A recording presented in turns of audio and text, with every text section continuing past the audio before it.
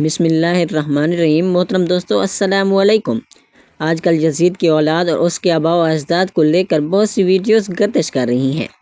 جن میں یزید کی نسل کے بارے میں گمراہی اور اس کی اولاد کے بارے میں بہت سی گمراہ کن معلومات شیئر کی جا رہی ہیں۔ نیز اس کی نسل اس کے بیٹے سے چلی جاتی ہے اور یہ یزید عرب کے کس مشہور قبیلے سے تعلق رکھتا تھا، اور یزید کا نبی کریم صلی اللہ علیہ وسلم کے خاندان اور بنو ہاشم سے کیا تعلق تھا، اور عثمان رضی اللہ تعالیٰ عنہ کے ساتھ یزید کا کیا رشتہ تھا۔ محترم ساتھیوں، ان تمام سوالات کے جوابات ہم مستند اور صحیح تاریخ دانوں کی روایات کی روشنی میں دینے کی کوشش کریں گے۔ تاریخ طبرانی اور تاریخ سیوطی کے مطابق عبدالمناف بن قصا کے دو جڑواں بیٹے پیدا ہوئے، جن کا نام ہاشم عبدالشمس تھا۔ کہا جاتا ہے کہ ان دونوں بیٹوں کے کچھ اعضاء آپس میں ملے ہوئے تھے۔ کچھ روایات کے مطابق ایک پیشانی دوسرے کے ہاتھ کے ساتھ چپکی ہوئی تھی، جیسے کہ عام طور پر جڑواں بچوں کے کوئی نہ کوئی اعضاء آپس میں ملے ہوئے ہوتے ہیں۔ جب ان دونوں بھائیوں کے ملے ہوئے اعضاء کو الگ کیا گیا تو خون کا فوارہ پھوٹ پڑا، جس کو دیکھ کر کاہنوں نے کہنا شروع کر دیا کہ ان دونوں بیٹوں کی نسلیں آپس میں ہمیشہ دست و گریبان ہی رہیں گی۔ محترم ساتھیوں، بنو امیہ خاندان کا جد امجد امیہ نامی ایک شخص کو کہا جاتا ہے، جو کہ عبدالشمس بن مناف کا بیٹا ہونے کا دعویٰ کرتا تھا، لیکن ابن ہاشم کے مطابق وہ عبدالشمس کا بیٹا نہیں تھا بلکہ اس کا غلام تھا۔ عبدالشمس کے اسی بیٹے امیہ سے اس کے دو بیٹے پیدا ہوئے، جس کا نام حرب اور ابو العاص تھا۔ حرب کو بعض عرابی بھی کہتے ہیں، اور عرب دو مختلف بھائی تھے،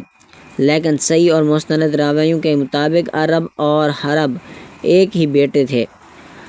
ابو سفیان پیدا ہوئے۔ ابو سفیان کے بیٹے معاویہ ابن ابی سفیان اور پھر اس اولاد میں یزید پیدا ہوا، جبکہ دوسری جانب دیکھا جائے تو بنو ہاشم سے حضرت عبدالمطلب پیدا ہوئے، جن سے آگے نبی کریم صلی اللہ علیہ وسلم کے والد گرامی حضرت عبداللہ پیدا ہوئے، اور اس کے علاوہ حضرت ابو طالب، حضرت عباس، حضرت حمزہ وغیرہ بھی انہی کے بیٹے تھے،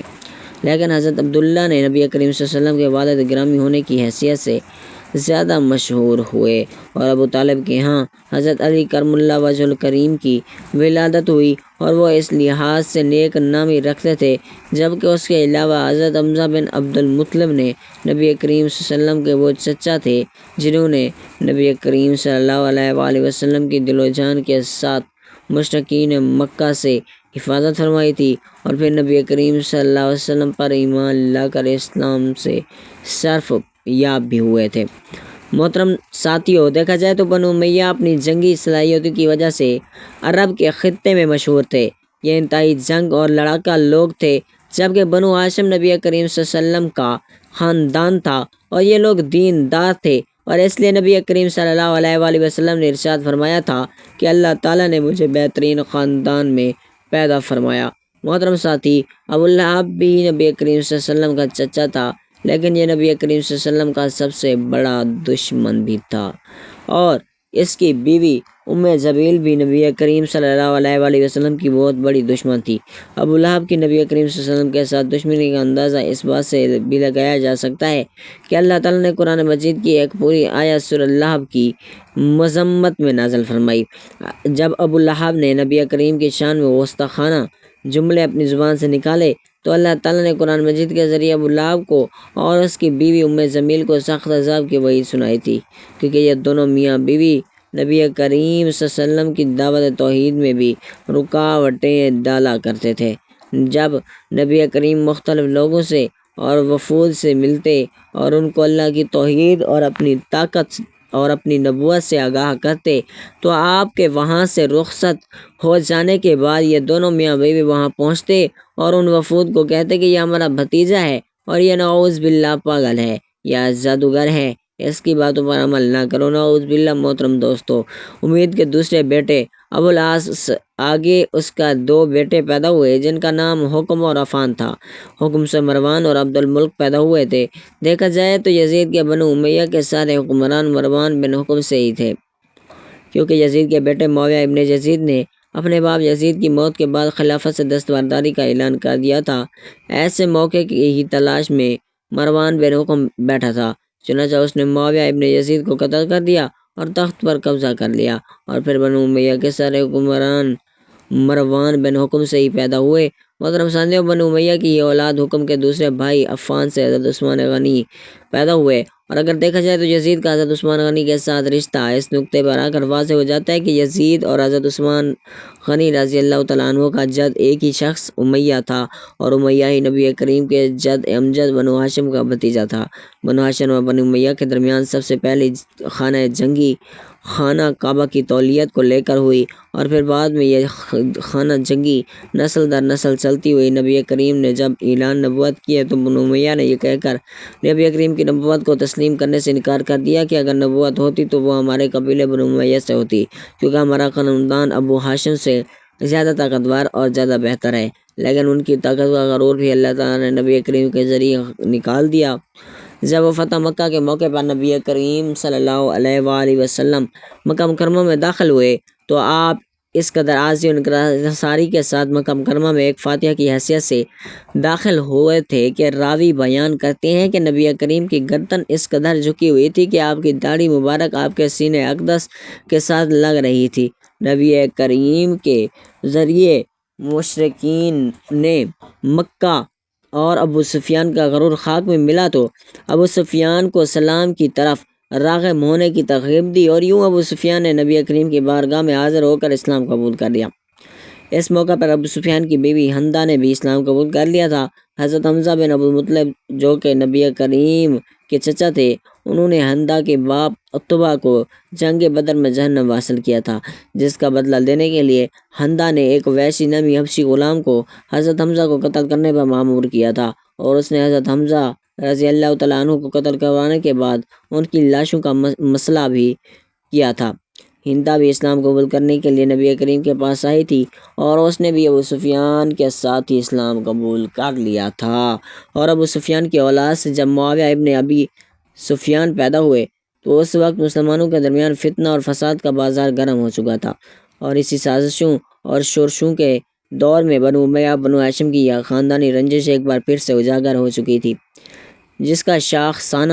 حضرت علی رضی اللہ تعالیٰ عنہ کی شہادت کی صورت میں برآمد ہوا۔ اس سے پہلے عثمان بن عفان رضی اللہ تعالیٰ عنہ کی شہادت میں بھی معاویہ ابن ابی سفیان کو مرد الزام کو ٹھہرایا جاتا ہے، لیکن بہت سے مورخین اس بات پر متفق نہیں کہ یزید کی اولاد کی بات کی جائے تو یزید نے اپنی تمام اولاد میں سے اپنے بیٹے معاویہ بن یزید کو اپنی جانشین مقرر کیا تھا، کیونکہ یزید کو اپنے اس بیٹے معاویہ سے بے پناہ محبت تھی، اور یزید نے اپنے اس بیٹے کی تعلیم و تربیت بھی